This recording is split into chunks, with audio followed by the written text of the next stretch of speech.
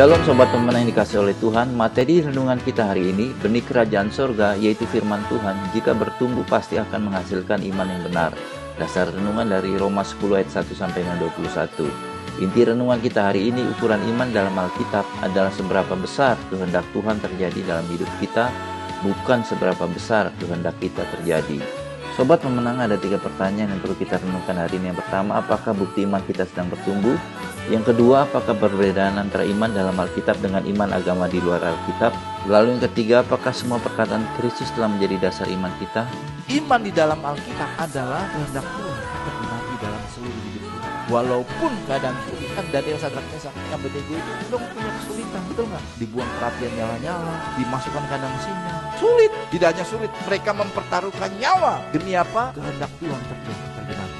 Itu iman dalam Kristus. Sampai Yesus harus mati di mana? Disalib. Apa Yesus nggak punya iman waktu disalib? Apa Yesus nggak punya iman waktu ditangkap sama prajurit? Kan punya iman, lo bisa kirim malaikat tangkap itu prajurit. Wow, kayaknya imannya, keinginannya terpenuhi. Tapi waktu ditangkap prajurit, Petrus marah. Prajurit juga ada yang dipotong telinganya. Disebutlah jangan gunakan pedang. Disembuhkan tuh prajurit yang tugasnya nangkep dia. Kalau kita kan pemimpin kadang-kala ngaji mumpung loh, itu prajurit satu terbas dia sakit, kita lari kabur. Betul saudara? Tapi Yesus tidak lakukan itu. Diambil telinga yang terpotong, disambung lagi, ditangkap. Iman dalam Kristen beda dengan iman dunia, agama-agama lain. Saudara jangan gunakan firman dengan iman agama lain, nggak nyambung Jack. Iman dalam Kristen itu selalu berkata, jadilah bukan kehendakku.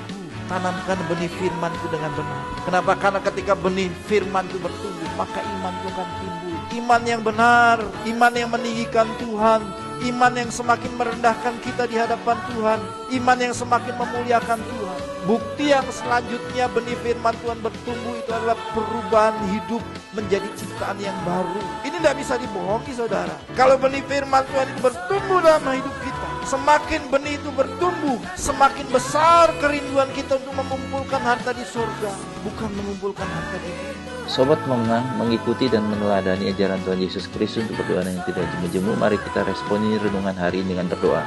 Bapa, dengan roh-Mu bangkitkan imanku setiap kali aku membaca, mendengarkan, dan merenungkan firman-Mu.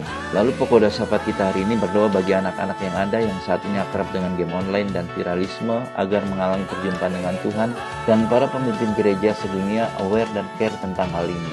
Salam pemenang dalam Kristus, Tuhan memberkati.